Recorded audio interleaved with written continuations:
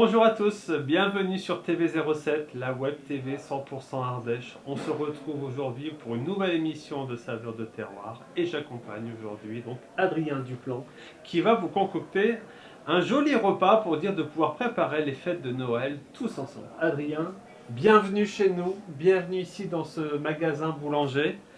Adrien, qu'est-ce que tu vas nous préparer de beau pour ces fêtes de fin d'année? Eh ben déjà merci de m'avoir invité et je relève ton défi et j'ai décidé de faire deux recettes.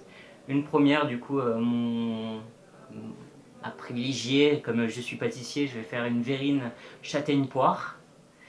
Et après j'ai décidé quand même de faire un biscuit apéritif pour commencer le repas comme il se doit, au fromage. Voilà. Adrien, donc tu as vu, j'ai mis le tablier de circonstance, c'est-à-dire que je serai ton commis durant toute l'émission. Donc je serai tes petites mains.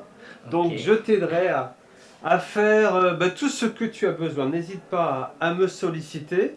Et en même temps qu'on va commencer à préparer donc, ta recette, hein, on va dévoiler les petites astuces et les petits secrets de chef. Eh ben, on te présentera en même temps aux téléspectateurs pour ceux qui ne te connaissent pas.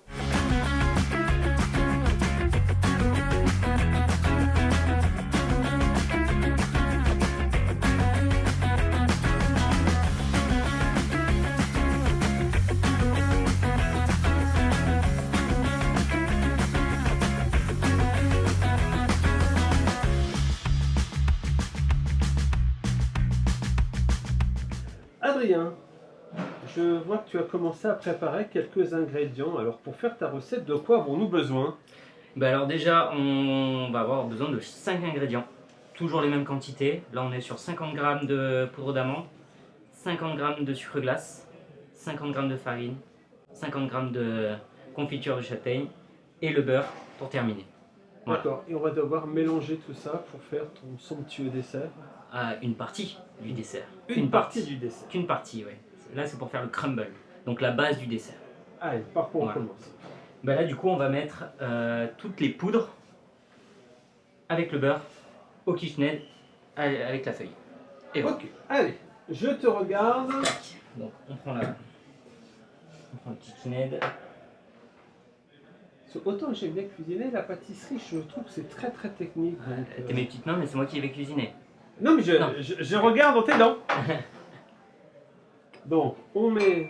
Toutes nos poudres, D'accord. donc farine, poudre d'amande, sucre glace. Tu peux nous rappeler les proportions? Bah là c'est du tout le temps le même poids. D'accord, donc c'est temps pour temps, c'est ça, on dit comme ça en pâtisserie? Temps pour temps c'est que quand il y a deux ingrédients. D'accord. Là comme il y a plus d'ingrédients, on n'est pas sur du temps pour temps. Là j'ai mis 50 g de chaque ingrédient. De chaque ingrédient, donc les poudres, Le beurre, le beurre. Sorti du frigo, non, on le laisse toujours à température pour dire qu'il soit vraiment assez mou, c'est ça? non, là il sort du frigo. Il sort du frigo. Parce qu'il faut on va faire une pâte par sablage, on appelle. Donc il faut que ça puisse sabler. Et D'accord. si le beurre est mou, Pour avoir une bonne consistance, une bonne tenue au niveau de la pâte. exactement. Donc le beurre doit sortir du frigo. Du frigo.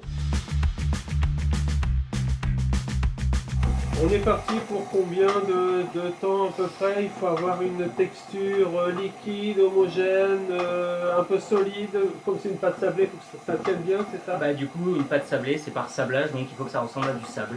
D'accord. Voilà. On peut pousser un petit peu plus pour que on va avoir une pâte sablée. Si on continue 1 à 2 minutes en plus, on va avoir des morceaux qui vont commencer à apparaître. Et là il faut s'arrêter. On peut s'arrêter. On va mettre sur une plaque et direction le four. Voilà. D'accord. Donc là, on prépare la pâte sablée. Donc là, Alors, hop. Adrien, ça fait longtemps que tu pâtisses. Ben, ça va faire 10 ans maintenant dans le milieu professionnel. Sinon après j'ai commencé aux alentours de 12-13 ans la pâtisserie. D'accord, donc comme un loisir pour accompagner quelqu'un de la famille. Bah, au début je faisais les gâteaux bien sûr avec maman, Ouais. voilà. J'ai pu faire mes premiers concours 12-13 ans. Ça m'a lancé dans la voie. Et à partir de 15 ans, après, j'ai attaqué le cursus professionnel en apprentissage. Et comment on devient pâtissier aujourd'hui? Qu'est-ce qu'il faut faire comme étude? Alors, la voie la plus rapide, c'est le CAP. en apprentissage. Donc la voie professionnelle, l'apprentissage, moitié école et moitié expérience chez un maître, on appelle ça comment, un maître de stage, Un artisan. Un artisan, ouais. Du coup, un maître d'apprentissage, on appelle ça. Voilà. Ou sinon, après, on a le bac pro. Et là, du coup, on est en école et on a des stages d'immersion, ils appellent ça, en entreprise. D'accord. Et il faut le bac minimum pour pouvoir ouvrir sa propre pâtisserie, pas forcément. C'est le CAP qui Oui, voilà, c'est le prime. CAP. Ouais. C'est un CAP et avoir de l'expérience. Après, voilà. Il faut avoir de l'expérience, ouais. Ok. Donc, notre robot est en train de se mélanger. Ça continue petit à petit. Là, on voit encore les morceaux de beurre. Donc, la pâte n'est pas encore prête. Il faut vraiment qu'il n'y ait plus de beurre et qu'il y ait vraiment une pâte sablée. Et après, on va pouvoir rajouter notre crème de marron à la fin. Alors là, aujourd'hui, on le fait avec un robot pâtissier. Alors, quelle que soit la marque que vous utilisez, il n'y a aucun souci. On peut le faire également avec un bol, un cul de poule et... oui, c'est possible. Alors là, petite technique, c'est vous prenez votre planche à découper et vous venez mettre votre beurre dans votre farine et couper tout le temps pour que en fait, vous créez votre sablage avec le beurre directement et vous coupez votre beurre très finement avec la farine et vous remuez comme ça à la main. Et au bout d'un moment, vous obtiendrez la bonne texture. La bonne texture. Donc, petit conseil de chef, le robot, c'est un outil, c'est un accessoire, mais ce n'est pas obligatoire. Ah non. Adrien, je pense que la texture est bonne. Bien vu. Donc là, on enlève et on va venir y rajouter. Hop, on a vraiment une texture de sable. D'accord. Et là, on y rajoute la confiture de châtaigne. On dit une confiture de châtaigne et pas confiture de marron ou crème de marron. C'est quoi l'histoire? Alors le marron, c'est le fruit du marronnier, c'est le marronnier d'Inde, souvent qu'on confond le nom. Oui. Il est pas comestible. D'accord. On l'a juste retenu pour le nom commercial, mais la réelle dénomination c'est la châtaigne. Le marron ne se mange pas. Donc ici en Ardèche, on fait la confiture de châtaigne. Exactement. Voilà. Donc là j'ai transvasé la confiture de châtaigne dans le bol. Et là on va faire quoi? On va devoir remélanger? Ouais, quelques secondes. D'accord. Juste pour du coup mélanger la confiture. Et après on arrête. On a notre mélange qui est fait, on met ça sur une plaque, il faut le rouler, c'est ça? Alors on va mettre sur une plaque avec une feuille sulfurisée, on l'étale grossièrement sur la plaque et directement au four, 160 degrés pendant 20 minutes. Bah, du coup tu prends le crumble et tu le verses directement sur ta plaque. Avec délicatesse? Comme tu sais faire. Bon. Là tu t'engages un petit peu. Ah. Parfait. Donc ça, mon crumble, je suppose qu'il va falloir l'étaler grossièrement. Là, il n'y a pas besoin de faire quelque chose de bien lisse. D'accord. Car après, il sera concassé, on va le casser à la main. D'accord. Pas trop épais, juste voilà, juste pour avoir une cuisson après homogène. Une cuisson un peu homogène.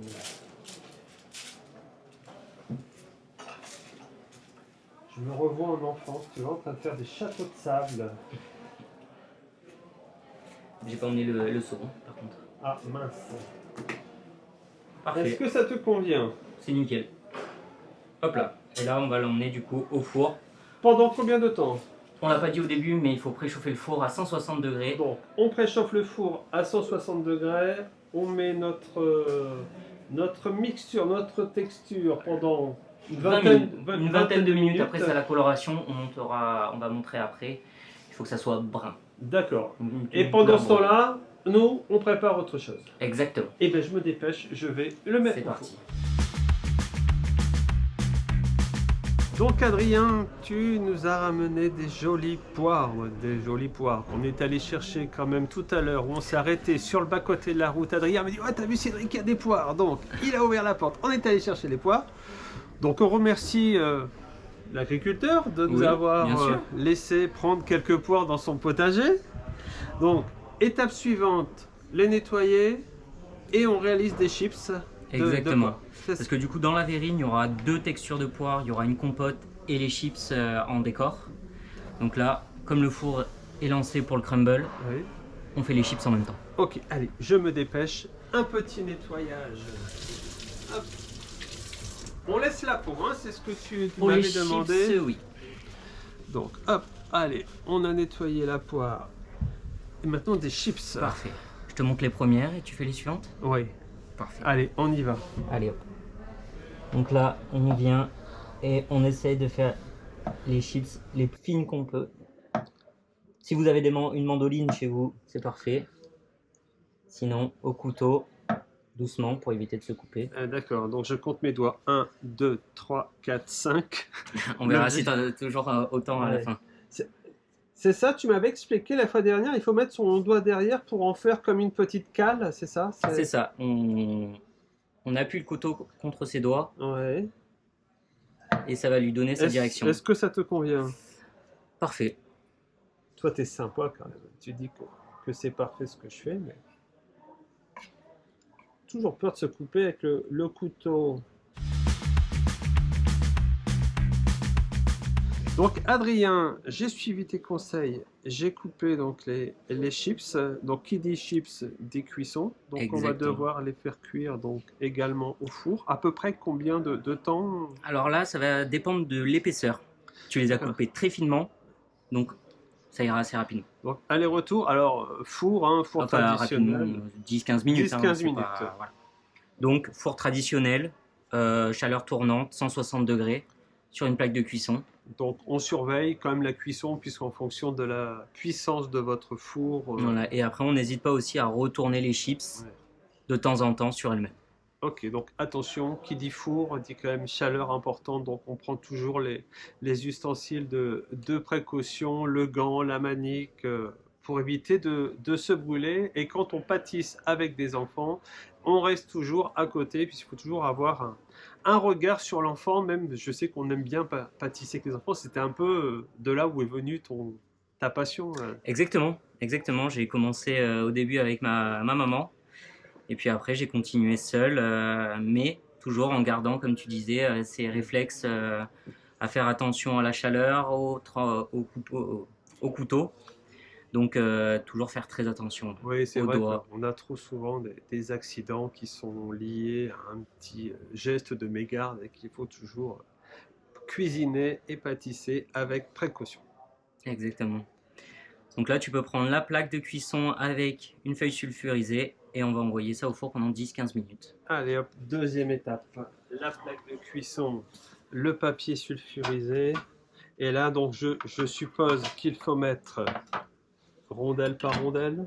Exactement. Hop, pas de chevauchement pour Non. avoir une Cuisson homogène. cuisson homogène. C'est marrant, hein? Moi, j'aime bien pâtisser avec un chef parce qu'on est sûr de ne pas faire de bêtises. Et au moins, ce que je vais faire aujourd'hui, ça va être mangeable, ce qui n'est pas le cas tous les jours. Hop, hop, hop. Et voilà, mes chips sont faits. Parfait. Je remets au four en même temps que notre pâte, donc En 10 même temps minutes que le crumble. que Voilà. le crumble. 10 minutes et on n'hésite pas à retourner tout au long de la cuisson. Adrien, compte sur moi, j'y vais de ce pas. Parfait. Donc Adrien, étape suivante, la compotée de poire. Donc, comment on fait? On les met dedans, on écrase? Exactement. Bah non. Non? Non, on va venir les laver, toujours bien laver les fruits Toujours. et les légumes avant de les utiliser, mais là il n'y aura pas de légumes. On les lave, on les épluche et après on les coupe. D'accord. Donc, je me dépêche, je les lave. Donc, il va falloir recouper, donc se remettre devant. On aurait dû les nettoyer avant.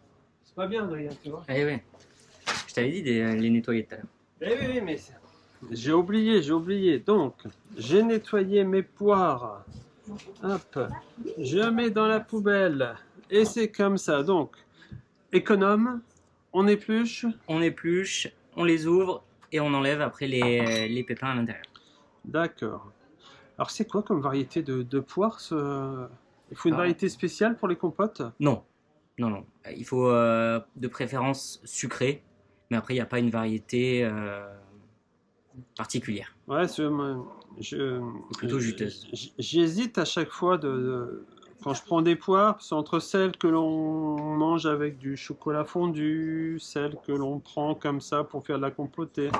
Oh là là, tu vois, je fais. Après, on les a récupérés au bord de la route. Hein, donc, Oui, oui, c'est vrai que celles-ci, elles viennent du bord de la route.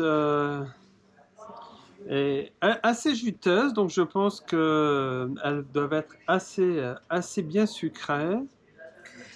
Et aussi, plus on va prendre un fruit sucré, moins on aura besoin de le sucrer par la suite. Je vois que tu fais attention à ma ligne, Adrien, t'es sympa quand même. Je pense à toi. Non, mais moi je t'adore comme chef parce que à chaque fois, bah, tu es bienveillant, tu penses à moi, comme ça tu mets pas trop de sucre. Donc j'épluche les 2 poires pour faire la compotée. Hein. Donc n'oubliez pas les enfants, on mange 5 fruits et légumes par jour. Et là, c'est bon pour la santé. J'ai fini, j'ai épluché les 2 poires. Il faut maintenant. Maintenant, on va les couper en deux. Oui, Puis après, du coup, on va faire en deux et en deux pour faire des quarts. d'accord. Et on va enlever tout l'intérieur, donc la petite tige et les pépins D'accord. qui sont à Donc, l'intérieur. je prends le couteau, je prends ici, hop, et on coupe bien au milieu. Voilà, c'est ça. Je fais de l'autre côté. Est-ce que ça porte un nom, ce qu'on est en train de faire Parce que je sais que par moment, il y a certaines appellations au niveau des fruits, des légumes. Je sais pas, il y a plein de vocabulaire quand même assez technique. Il doit en avoir une, mais je la connais pas du Non, tout. mais c'était juste si il y avait un nom comme ça assez technique à apporter maintenant. Donc, Tu le fais très bien en tout cas. ah, tu vois. Mm. Hop. J'essaye de m'appliquer parce que c'est vrai que c'est toujours un privilège pour moi de partager des moments avec des chefs et ça permet bah, de mélanger un peu une passion comme la cuisine avec des chefs. Donc Adrien, j'ai coupé en quartier les poires maintenant et on doit les couper en dés, c'est ça en cubes En dés. En dés. On va les couper Voilà. en dés assez finement. Alors, assez finement, 1 centimètre de... Bon, alors tout à l'heure c'était bien, là c'est un peu trop gros quand même. Hein. Allez, hop, comme ça. Bah, là on peut revenir déjà en couper en deux notre poire. Donc on coupe. Plus ça va être petit, plus elles vont cuire rapidement. Ok, Voilà. donc ça, 5 mm. Là c'est bien. Allez. Voilà. C'est quoi, une brunoise, c'est ça non Oui, oui, oui. Une brunoise c'est coupé finement. Parfait. Donc Adrien, je viens de finir d'éplucher les 10 kilos de pommes. Exactement, les pommes, ouais. Eh ben, je voulais voir si tu suivais en fait. Donc 10 kilos de poires. Mais comme je le trouvais un peu moins à l'aise, Adrien, je me dis tiens, je vais dire un peu des pommes, voir si je surveille un petit peu. Donc c'est bien 10 kilos de poires que nous venons d'éplucher pour dire de faire une compote. Donc, je prends les poires en dés qui sont épluchées. Je les mets dans le récipient. Dans le récipient directement, oui. Dans le récipient directement. Voilà, et là, on va les faire cuire pendant combien de temps? Alors là, ça va être suivant la grosseur des poires, mais on va le mettre à feu moyen. On le met à feu moyen, voilà. On va rajouter... Feu moyen. Je suis sur la plaque numéro 1.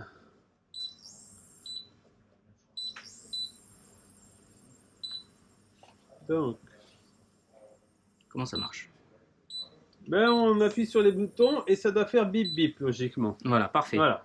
Donc, à feu moyen. Feu moyen, on rajoute une petite cuillère de sucre, mais pas trop. Enfin, ça Une dépend. petite cuillère de sucre. Là, c'est comme tu as envie. C'est pour les faire caraméliser, c'est ça? Oui.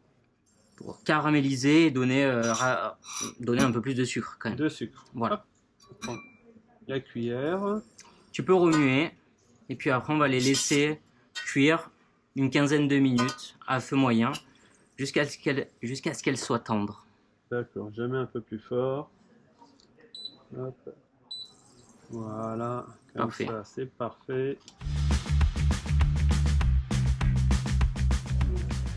Adrien, je pense que les poires sont cuites. Je les vois un peu translucides. Qu'est-ce que tu en penses? Eh ben, c'est très simple. Pour vérifier si une poire est cuite, on prend le couteau.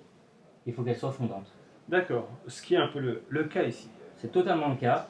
Donc maintenant, on peut venir les flamber. Nous, là, on a choisi un rhum arrangé vanille. Donc après, vous choisissez de le flamber ou non, d'ailleurs, avec le rhum que vous voulez. Donc, à consommer avec modération, toujours. Parce Bien qu'il sûr. faut toujours faire attention. Donc, je t'en verse combien? Un doigt? Deux doigts? Alors, 2 petits doigts. Deux petits doigts. Avec Allez. modération, on a dit. Tu me dis stop, Adrien. C'est bon. C'est Bah, bon. vas-y. Hop. On peut remuer un petit peu, on penche. On ne le voit pas, il y a trop de lumière, mais ça a flambé. D'accord. Voilà, c'est tout. Donc, quand on flambe, on conserve l'odeur de l'alcool et un peu la texture, mais on n'a plus d'alcool, c'est ça? Exactement, on brûle l'éthanol, l'alcool, L'alcool. et on laisse les saveurs. Du coup là, le rhum, l'odeur, le goût du rhum et la vanille qui vont venir du coup donner du goût à notre compote. Ok. Voilà. Donc, on a nos poires flambées. Je pense qu'il faut sortir nos chips et notre crumble. Effectivement, il faut les sortir.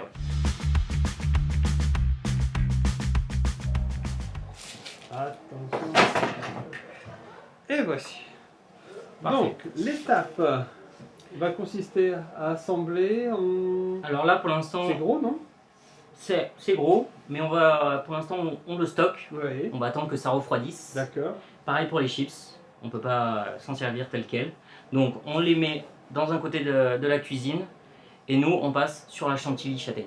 D'accord. Donc, on dit qu'on va les réserver, c'est ça? On les met réserve. de côté. Exactement. On réserve. Pour faire une bonne chantilly, qu'est-ce que l'on met à l'intérieur? Une crème 30% minimum. Donc, crème entière, Une crème entière ou crème fleurette. fleurette. 30% de matière grasse minimum. 35% c'est encore mieux. D'accord. Voilà. Et pour quelle raison? Alors, c'est pour la tenue? C'est pour. Plus notre crème va être grasse, plus l'air va rester à l'intérieur de notre chantilly, D'accord. plus elle va tenir. De prendre 30% de matière grasse Voilà. minimum. Donc là, nous, dans la nôtre, on va même l'enrichir un petit peu et on va la modifier. On va pas rester Ah ouais, sur... petit secret du chef. Du coup, on va faire une crème chantilly à la châtaigne. D'accord. Donc, on va pas mettre du sucre glace, on va pas la sucrer du tout. Ça va C'est être la c'est confiture. la confiture qui va sucrer naturellement notre Exactement. Donc, on va mettre notre crème. chantilly. Allez, donc je Donc là, commence. oui, tu peux mettre, du coup, là, on va mettre 200 g de crème. Donc 200 grammes qu'on a préparé préalablement tout à l'heure. Je le mets ici. Parfait. Et là, nous, on rajoute 80 g de mascarpone. Donc ça c'est la petite astuce du chef. Donc pour avoir une meilleure texture, on rajoute un peu de mascarpone pour améliorer la texture. Voilà. Et dernière Et étape. non, là, du coup, nous, la confiture, on va la faire, on va l'incorporer une fois que la crème et le mascarpone sont montés. D'accord. On va pas le mettre dès le début. C'est Là. très précis là, la pâtisserie. Hein. Il y a toujours un ordre, un sens avec des ingrédients, des dosages. 200 grammes, c'est pas 210 grammes. Exactement, il y a un procédé et il faut le suivre. Là, on peut mettre le fouet et du coup, sur le Kirchner. Là, on va le monter au fur et à mesure en vitesse. Donc monter, ça veut dire on va mélanger progressivement. Voilà, on va pas mettre directement sur les vitesses Ouais. maximales. On va monter petit à petit. Moi, quand je fais ça à la maison, il y en a partout sur les murs, c'est normal. Parce que justement, tu vas directement à fond. Ah d'accord. Donc là, on va venir. On est sur ce robot à la deuxième vitesse Donc vitesse 2. pendant quelques secondes, histoire que le mascarpone vienne petit à petit se mélanger avec la crème. Et après, on va pouvoir accélérer au fur et à mesure. J'ai lu un jour un livre de cuisine en disant que le bol devait être frais. Plus le bol est frais, plus la chantilly peut monter rapidement. C'est vrai. Donc, C'est vrai. Là, on l'a pas fait parce que du coup, la crème et le mascarpone étaient froids. Mais effectivement, avoir une cuve bien froide, ça s'appelle sangler. On sangle un cul de poule. Ça aide à la crème. Oui, que ce soit pour la chantilly ou alors pour monter les blancs en neige, c'est toujours intéressant d'avoir un bol sanglé. Sanglé, ouais. Donc là, on augmente la vitesse. Donc la crème est prête, donc on va rajouter notre confiture à l'intérieur directement ou délicatement. Du coup déjà, on va la retirer du robot. On enlève le fouet, on n'en a plus besoin maintenant. Et si on fait comme ça, logiquement, ça ne coule pas. Bon, ouais, je l'aurais pas fait. Et bien moi je l'ai fait, tu vois, j'aime le C'est risque. bien. Et j'ai confiance en toi, Adrien. Donc là, tu vas pouvoir mélanger la confiture et notre crème montée. Parce que du coup, on peut pas appeler ça une chantilly comme il n'y a pas de sucre. Ah oui, d'accord. Allez, Voilà. j'y vais délicatement. Là, nous n'avons pas mis de vanille parce qu'il y en a dans la confiture. D'accord. Mais si on veut, on peut en mettre dans la crème avant. Oui, donc en fait, chacun fait comme il veut, c'est juste Oui. en fonction des goûts et des couleurs de Exactement. chacun. Si on aime la vanille, on peut en mettre un peu plus. Si on n'aime pas, on l'enlève. Voilà. Et Voilà. nous, on le fait avec la confiture maison de châtaigne, mais on peut le faire avec n'importe quelle autre confiture en bien fonction sûr. de la saison. Bien sûr, bien sûr. Donc, Là, tu remues avec la cuillère, grossièrement. Pas besoin que ça soit homogène. Voilà. Qu'il y ait quelques traces de confiture, ça ira très bien dans la verrine. hop, allez. Parfait. Bon. Tac, on va se mettre là. Je peux laisser la cuillère On peut dedans. laisser la cuillère. Ça à laver. Et maintenant, on va passer au dressage. Exactement. On va commencer à monter les verrines. Donc on va commencer par le crumble en fond. On va mettre la compote, la chantilly. Et après, on va décorer comme on veut. Allez, vas-y, je te laisse faire la première et moi je ferai les suivants. Donc on prend, il faut être généreux. Tac. On va en mettre bien au fond. Donc, le biscuit, donc ça va être la base de notre verrine. Voilà, on va prendre notre compote de poire au rhum. Hop, on va venir. Celle qu'on a fait flamber tout à l'heure. Voilà. Pas besoin d'en mettre beaucoup, elle aura beaucoup de goût. Notre chantilly, on vient mettre dans une poche pour avoir une belle, un bel aspect. D'accord. Donc pour nos téléspectateurs qui n'auraient pas de poche, hein, vous prenez une cuillère. Oui, ça ira très bien. Ça peut aller très bien. Je sais que certaines personnes ne sont pas adeptes de la poche pâtissière, donc la cuillère. C'est vrai que c'est joli. Et là, du coup, on va venir d'habitude on dit cerise sur le gâteau, mais on peut dire la poire sur le poire sur la verrine. poire sur la verrine. Hop, on va venir planter 2-3 morceaux et après on peut toujours rajouter Remettre un peu de crumble. un peu de croquant. Et voilà, notre verrine est terminée. Donc Adrien, on vient de finir de monter nos verrines, donc il faut les mettre au réfrigérateur. Oui. Donc je vais les mettre au réfrigérateur. Donc c'est vrai qu'on a la chance ici d'être chez notre partenaire boulanger à Aubenas qui nous met gracieusement à disposition sa cuisine de démonstration, ce qui nous permet de pouvoir faire de temps à autre des cours avec des chefs cuisiniers de la région. Nous mettons en avant et les chefs mais également les produits de terroir. Donc là, je vais mettre les verrines au frigo et tu nous conseilles de les sortir 5 minutes avant Voilà. de les déguster. Exactement, pour pas qu'elle soit trop fraîche. Ok, et ben je m'en occupe immédiatement. Donc là, tu as décidé de nous préparer un petit sablé. Voilà, sablé avec des fromages ardéchois. Ah oui, ça c'est une obligation sur TV07 d'utiliser des produits locaux. Alors, fromage ardéchois, pâte tendre, pâte molle, pâte dure, ça c'est au choix, c'est comme vous aimez, c'est vous qui décidez.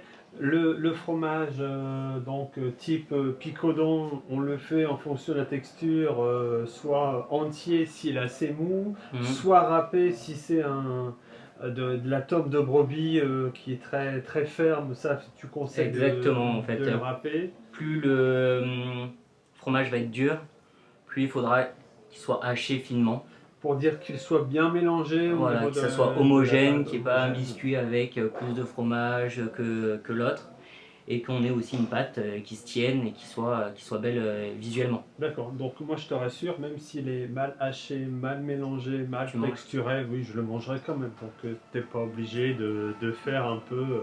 Ok, Fais de ton mieux. bon bah là du coup, on va partir pour faire la pâte. On reprend la queue du Kirschned, et là on va venir y mettre beurre, Beurre. qui est là, qui a été pesé en amont. On mettra la recette, je pense, Oui, en on mettra dessous. la recette en lien en bas, en haut, je sais plus où on crois l'indique, que c'est en bas. d'habitude c'est en bas. Ouais. Donc, et le petit pouce bleu pour dire de valider. Exactement. Voilà, ça, mais je pense que nos téléspectateurs, ils ont l'habitude maintenant. On met la farine, le sel et la poudre d'amande. La farine, la poudre d'amande, le sel d'abord. Peu importe. Bon, je préfère demander. Ouais. Je ne voudrais pas commettre d'erreur. Le sel, pas trop, hein, parce que c'est pas trop bon, ça bouche les artères. Donc. Ouais, mais là il y a 5 grammes pour notre quantité. Pour 250 grammes de farine, on a mis 4 grammes de sel. Comme ça. Donc, c'est bon. Et après on peut rajouter, si on veut, un peu de poivre. Comme on dit, on mettait un petit tour du. Non, c'est pas. du Il moulin. est déjà. Voilà, il faut juste. Hop, C'est donc pas un moulin. un tour du moulin manuel. Hop, on tourne. Voilà. Parfait. Je referme le moulin. Voilà. Et on met à tourner. À tourner. Donc, Adrien, la texture, est-ce qu'elle te convient? Et ben, on a refait une pâte sablée du coup, mais avec d'autres ingrédients. Donc là, on a vraiment un sablage. Ça, c'est un peu le sable du Sahara. Il est très clair, très fin. C'est- Un peu, je pense, meilleur. Ouais, Ouais, ouais, meilleur. c'est. Donc là, on va y venir y casser l'œuf dedans. Alors, tu me dis si j'ai une bêtise, on m'a toujours appris, moi, de casser l'œuf à côté, puisque si l'œuf n'était pas bon, de ne pas le casser directement dans le récipient principal.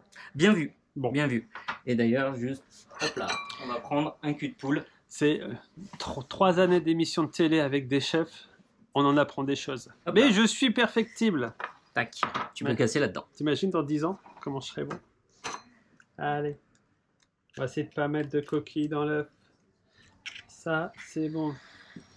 Te convient? Magnifique. Allez. L'œuf Et et là- dans le cul de poule. On remet à tourner. On remet à tourner. Et c'est seulement après qu'on fera au choix Voilà. le fromage. Là, on fait la base, c'est ça? C'est ce que tu appelles ça la base de, Ouais, voilà, de ta c'est une pâte pâte sablée. de base. Voilà. Et après, on va venir, on la divise et on rajoute le fromage Voilà. qu'on veut. Et là maintenant, Donc, ce qu'on peut faire, on la divise. on divise en deux. Et nous, du coup, on a choisi de mettre un fromage de chèvre mou, du coup, assez crémeux. Et un autre, c'est de la tome de vache, un peu plus dur. Du coup, on l'a haché finement. D'accord. Voilà. Allez, hop, Tiens. on y va et on met tout ça à l'intérieur. Donc, je mets ma tome de vache, une cuillère. J'ai oublié ma cuillère, tu vois? Je suis perfectible. Le commis. Tiens. Merci, chef. Toujours respecter son chef en cuisine, parce qu'on apprend toujours plein de choses de son chef. Donc, la pâte tendre. Ah, et là, je prends. Bah, du coup, on va faire d'abord une pâte tome et une autre pâte aux chèvres. On va faire 2 pâtes. Moi, j'aime bien les mélanges, tu sais. Ah bon? Bah, Ouais. on Non. va essayer, on peut essayer. Tu veux qu'on teste? Allez, on y va? On teste. Allez, on teste. Donc, le pâte tendre et le pâte mou. On peut le couper un petit peu On peut le quand couper, même. Hein. bien sûr. Voilà, comme ça, on met des petits dés à l'intérieur. Voilà, je coupe et c'est reparti. 20 secondes, 30 secondes. Exactement, c'est pour que tout se mélange correctement. Allez, et là, c'est parti. Adrien, je viens de sortir le bol du robot. La pâte me semble assez homogène et appétissante. Donc, je dois donc la mettre sur le plan de travail et rouler, c'est ça? Ouais, on va l'étaler et Allez. après, du coup, on se retrouve juste après pour la couper en carrés et Ok. et l'envoyer au four. Donc, Voilà. on le met là, on prépare tout et on se rejoint dans quelques instants avec la pâte prête à l'emploi. Donc Adrien, j'ai essayé d'étaler la pâte au mieux comme tu m'as montré. C'est vrai que c'est pas évident, donc j'ai bien remis un peu de farine pour pas que ça colle sur mon plan de travail. Maintenant, il faut couper en petits morceaux C'est où ça, on les tu met vas... en tuiles, en chips, Alors tu peux couper des ronds si on a un des emporte-pièce. emporte-pièces, Eh ou des ben, carrés, ou les formes qu'on a envie, d'accord. avec la taille qu'on a envie aussi. Donc je te laisse à ton imagination. Oh là là là là. Allez, Et là tu coupes comme tu as envie. Et après, allez, hop. tu l'as étalé bien finement, c'est très bien. Ben, j'ai essayé, c'est vrai que c'est pas évident. Et une fois que c'est coupé comme ça, donc on met directement C'est ça, alors là nous, on On a a pris une plaque... un moule à baguette, hein, Ouais, c'est pour faire des tuiles. des tuiles. Voilà. Donc, si on n'a pas ça à la maison, c'est pas grave, hein. On met sur plaque avec une feuille sulfurisée. Et là, c'est C'est pas. exactement pareil. Juste, il n'y aura Donc pas on prend cette petits coupe. morceaux, grands morceaux. Voilà. Là, c'est vraiment la libre appréciation de chacun. Hop. Et après, du coup, on va le mettre au four à 150 degrés pendant une vingtaine de minutes jusqu'à avoir une couleur brune. D'accord, donc plus les tuiles sont épaisses, plus ça va mettre de temps. Exactement. Après, c'est quelque chose qui va cuire assez rapidement quand même. Donc j'en fais des petits, j'en fais des grands. Ce qui nous permettra de pouvoir partager ça avec les clients du magasin Boulanger à Aubonne, notre partenaire ici pour l'émission du jour. Donc, hop, je mets comme ça. Magnifique. J'adore ce silence. J'ai toujours peur de faire une bêtise, donc hop. Tac. Et Donc voilà. là, encore une fois, on répète, hein, on a de la tome et de la chèvre, mais c'est comme vous voulez. Je pense que tu es en train de remuer le couteau dans la plaie, Hein? puisque on vous raconte le côté off de l'émission. C'est que logiquement, on était censé partager la pâte en deux et d'en faire un à la tome de vache et un aux chèvres. Et Cédric n'en a fait qu'à sa tête. Il a décidé de tout mélanger, puisque j'avais mal compris les consignes du chef Adrien. Donc, on a fait un peu comme une pizza 4 fromages. On a mis les 2 fromages dans notre pâte sablée. Et quoi qu'il en soit, je pense qu'on va se régaler quand même. Bien sûr. Donc là, Au au four. four, 20 minutes.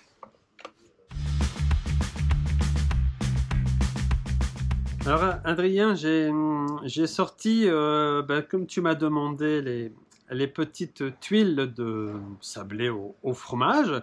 Je les ai disposées donc sur un joli plateau prêt à l'emploi. Alors, je pense qu'on va pouvoir passer à la dégustation. Du coup, comme on en parlait un peu en off, les gens peuvent rajouter ce qu'ils veulent aussi, hein. Oui, c'est vrai qu'on avait eu cette discussion. Là, c'est un sablé que l'on peut manger comme ça, qui est un sablé sec. Mais si vous aimez bien le mélange de saveurs, un peu de tartare, de Saint-Moré, voilà, c'est pas j'aime pas trop citer de marques comme ça ou d'autres fromages frais en mettant des épices de pays, un peu d'herbes de Provence ou On peut même partir sur de la tomate séchée dans la pâte. Vraiment, c'est votre imagination. Vous êtes derrière les fourneaux, vous choisissez votre recette, ce qui vous correspond. Voilà, donc c'est un sablé qui est assez rapide à faire. Vous pouvez préparer votre pâte et quasiment servir le premier verre et avant le deuxième. Ça peut être une Ça peut activité être une à activité l'apéro, oui. à l'apéro. Donc on organise notre petit sablé apéritif. Donc recette que vous retrouverez sur le lien donc ci-dessous. Recette qui est proposée aujourd'hui par Adrien Duplan, qui est chef à domicile, chef de l'association des chefs pour des enfants, et qui nous vient de nous réaliser ce joli petit apéro. Ben, merci Adrien pour cet apéro. Est-ce qu'on peut passer à la dégustation? Mais bien sûr, ça attend que... Je peux y aller? Vas-y. Alors Moi voilà, aussi, donc, hop. Donc vraiment, en effet, c'est bien, bien gonflé ce côté Mm. pâte sablée. Donc il ne faut jamais parler la bouche pleine. Donc je remercierai plus tard, Adrien. On va quand même trinquer ensemble juste derrière. Tu peux me remercier après, il n'y a pas de Bon, problème, hein. merci à notre partenaire Boulanger Obona de nous avoir prêté sa cuisine. Et on vous souhaite au nom de TV07 de passer de bonnes fêtes de fin d'année.